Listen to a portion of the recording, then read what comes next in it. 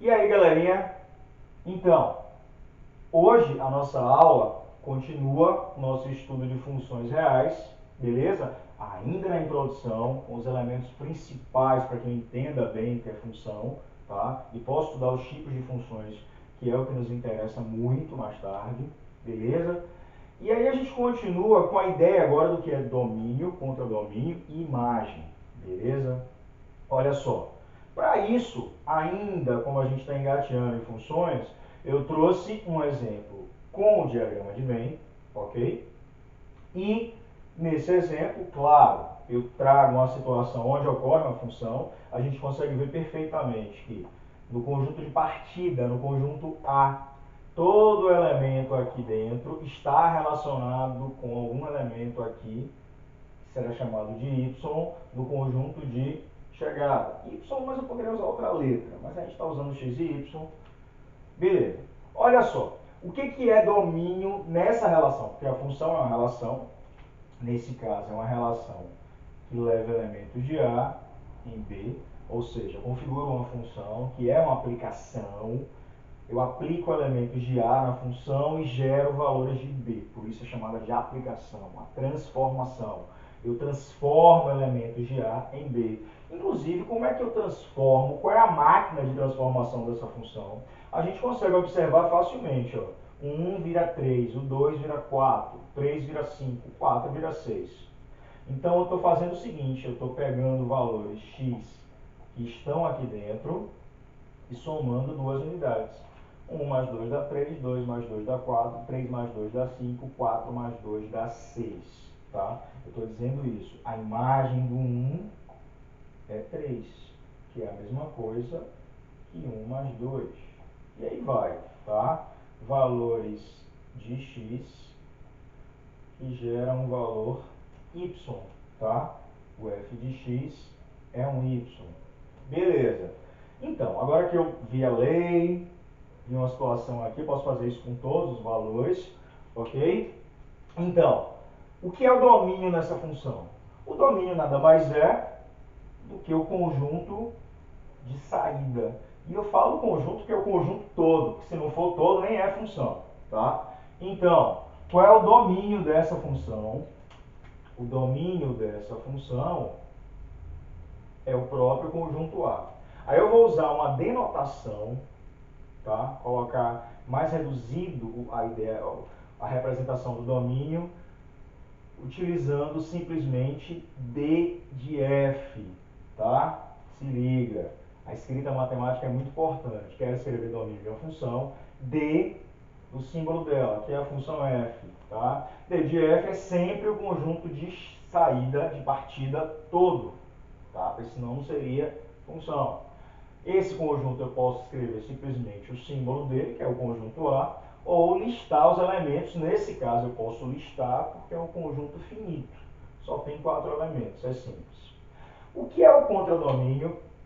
Talvez seja meio intuitivo essa ideia, porque domínio, contradomínio. Se o domínio é a saída, o contradomínio é a chegada, meu povo. Contradomínio. Beleza? Então, é todo, não é só quem está relacionado, não, é todo conjunto de chegada. O contradomínio é todo conjunto de chegada. E eu vou também usar uma representação. Qual vai ser essa representação? CD de F. Exatamente o próprio conjunto B. Ou eu também posso listar, só tenho 6 elementos. 3, o 4, o 5, o 6, o 7 e o 8. Tá? É só botar o conjunto B já estava bom. Beleza? Olha só. E o que é a imagem na função? São exatamente os valores que estão relacionados, que fazem parte da transformação de quando eu pego o valor x, jogo na máquina e eu gero os valores, esses valores y. A imagem está relacionada com os valores y da função. Tá? Nem tudo aqui é y. Y são apenas os valores que estão relacionados, tá? Que são gerados, na verdade, pelos valores que são jogados, né? X advindos do conjunto A. Se liga. Então, o que é a minha imagem aqui nessa função, também tem uma abreviação, eu vou chamar de m de f, tá? E aqui não é o conjunto B todo, são apenas os elementos 3, 4, 5 e 6. 3, 4, 5 e 6. Beleza? 3 é a imagem do 1, 4 é a imagem do 2, 5 é a imagem do 3 e 6 é a imagem do 4. Ok? Bom, antes de prosseguir, se eu tiver uma situação só numérica, eu não tiver o diagrama, se eu tiver uma lei, eu tenho uma lei que diz o seguinte, f de x é x ao cubo. Aí eu dou um conjunto A, que eu vou dizer que é o domínio dessa função, d de f, é o conjunto de partida, que contém os elementos 0, 1 e 3. Aí eu quero saber, com esse conjunto, quais são as imagens, né? Qual é o conjunto imagem dessa função. Eu não consigo dizer apenas com isso aqui quem é o contradomínio, mas eu posso estabelecer o contradomínio do tamanho que eu quiser, contanto que o contradomínio que eu estabeleça contenha todas as imagens que eu vou achar para o meu domínio. Olha só, quem são essas imagens? Se eu jogo 0 na máquina, f de 0, eu estou calculando, eu faço 0 ao cubo, que é 0. Se eu jogar 1 na máquina, f de 1, 1 ao cubo, 1 vezes 1 vezes 1, 1. Se eu jogar o 3 na máquina, f de 3, 3 ao cubo, 3 vezes 3 vezes 3, que dá 27. Então, eu estou dizendo que o conjunto imagem dessa função f é o conjunto que contém 0, 1 e 27. Tá? O contradomínio poderia ser qualquer conjunto que contenha esses três elementos. Beleza. Fica aí. Vamos continuar. Tá? Valeu. Então, galera, continuando aqui. Agora eu trago para vocês aqui 7 leis de funções, ok? Para quê? Com que intuito? Para que a gente consiga verificar, determinar qual o domínio máximo dessas funções, apenas se eu informar para você a lei dela. Eu não estou usando o diagrama, até porque o diagrama é restrito, ele nos é bem interessante quando a gente está trabalhando com conjuntos limitados, os exemplos iniciais, mas a ideia é que a gente avance.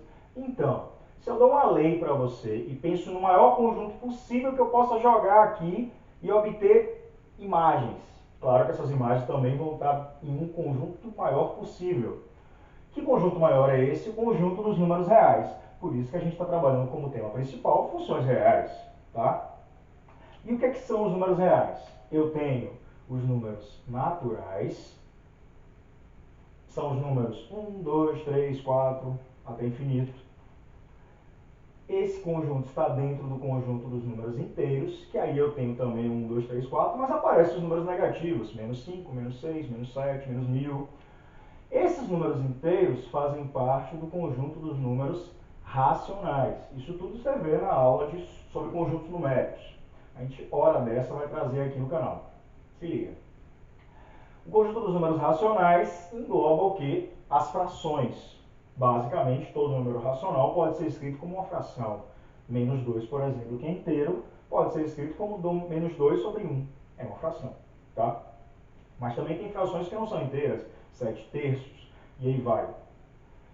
Então, além dos números racionais, tem números que são chamados de irracionais. Eu não posso classificá-los como racionais, eu não posso escrevê-los como fração. Por exemplo, raiz de 2, raiz de 3, o número π, o número x, vocês vão conhecer quando estiverem estudando o cálculo. Ou mesmo, na verdade, quando a gente estiver vendo função logarítmica, a gente vai falar desse número e. Juntando esses dois conjuntos, nós temos o conjunto maior chamado conjunto dos números reais. São todos os números racionais e irracionais. Então, quando a gente for investigar uma função, uma lei, eu vou sempre pensar na maior possibilidade de números que eu posso jogar nessa máquina, nessa lei, e gerar imagens, tá? Sem problemas. Como assim sem problemas? Eu joguei um número, não deu nenhum problema de cálculo, eu consigo prosseguir meus cálculos e obter um determinado valor que também será real, tá? Eu vou buscar em contradomínio real, beleza? Se liga, pegando o nosso primeiro exemplo, eu tenho essa lei que pega todo o valor x, soma com 5 para gerar imagens y, que é o f de x, que a gente acabou de ver. Então, O que será que eu posso jogar aqui? Eu posso jogar todo número natural. Jogando número natural, somado com 5, continua dando natural. Posso jogar número inteiro. Jogando números negativos e positivos aqui, vão dar números negativos e positivos também. Então, vão dar números inteiros. Jogando números racionais, frações, para tirar o MMC, jogando números dízimas periódicas, que também são racionais, continua dando dízima periódica, porque está somado com 5. Então, vai dar um número racional também. Jogando número irracional, vai dar o quê? Número irracional. Por exemplo, eu joguei π. Eu não posso somar π com 5. Simplesmente eu só deixo a expressão π mais 5, que é um número irracional. O número irracional é um número que eu não transformo em fração, por quê? Porque é infinito e não é periódico. Tá? Então, jogando um número irracional, eu obtenho um número irracional também. Beleza? Então, significa o quê? Que jogando qualquer número aqui, eu vou obter esses números, então eu vou obter números reais. Sempre eu vou obter imagens. Portanto, galera, se liga, eu posso dizer que aqui não tem nenhum problema pensando em todos os números reais. Ou seja, o domínio dessa função são todos os números reais. É tudo que eu posso atribuir na máquina, tá? Pensando na maior possibilidade, que são os números reais. Bem repetitivo para que você se ligue. No segundo exemplo, a ideia é análoga, é muito parecido com a ideia. Similar, analogia. Então, aqui é uma função f também, eu denotei por f, é um polinômio do segundo grau, aqui era um polinômio do primeiro grau. A gente vai ver sobre essas funções mais à frente. Um polinômio do segundo grau também, se jogar número natural, vai dar natural, se jogar inteiro, fazendo as contas aqui bonitinhas, vai dar inteiro, que é só jogar na máquina. É jogar um número, elevar ele ao quadrado, mais o dobro dele, né, 2 vezes ele, somando com 3. A leitura é importante na matemática. Se liga. Então aqui, como não tem problema nenhum, eu digo que o domínio dessa função também equivale ao conjunto dos números reais. Tá? Ok.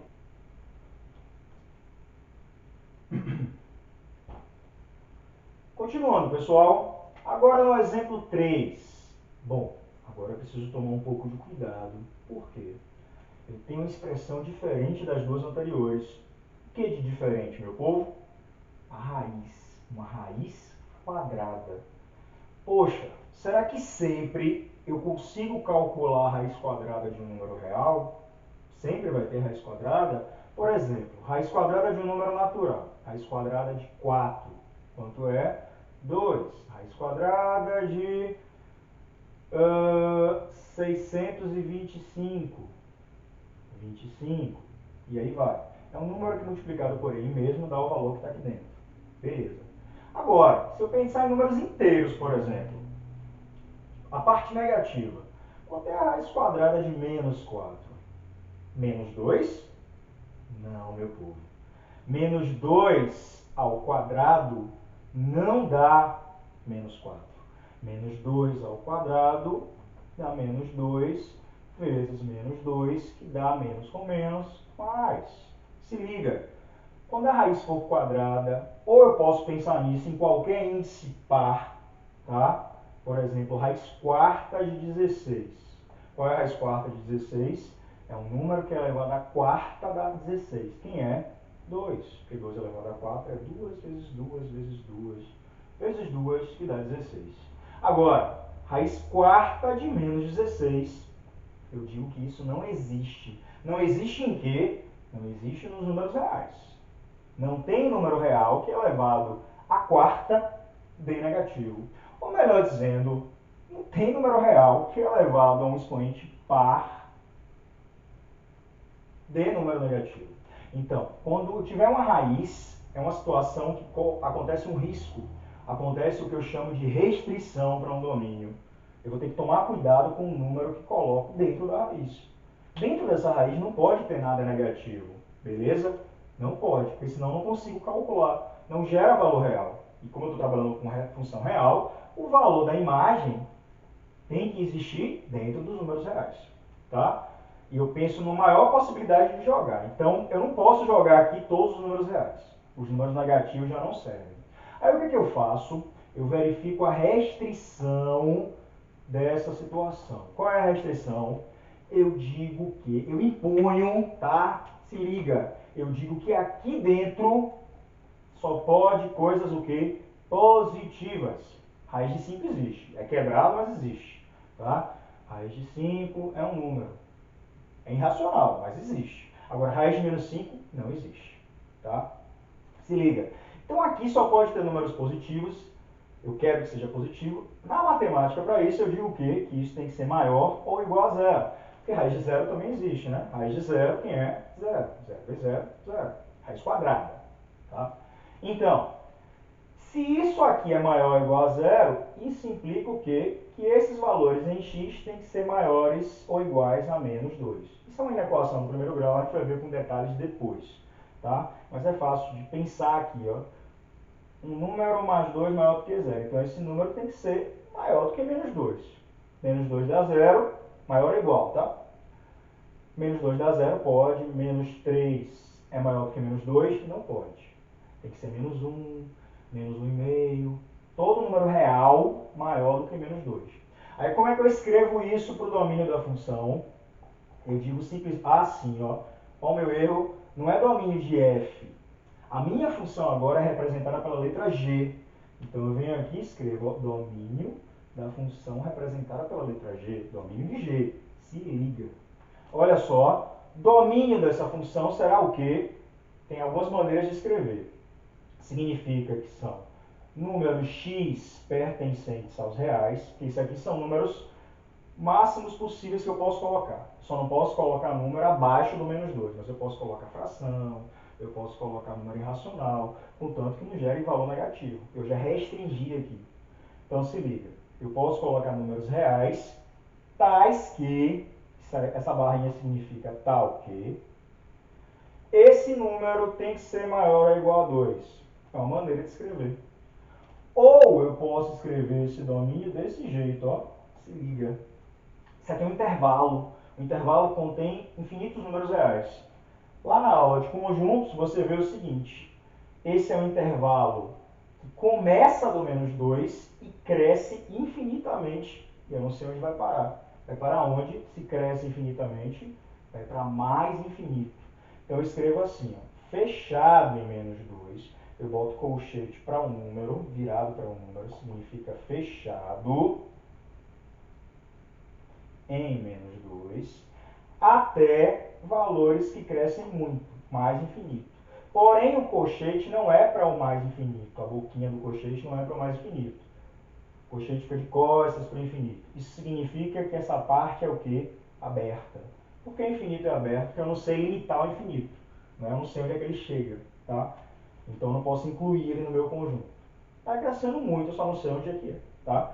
Então, isso aqui é a maneira de escrever o domínio para essa função. Beleza? Todos os números que eu posso jogar nela para gerar imagens.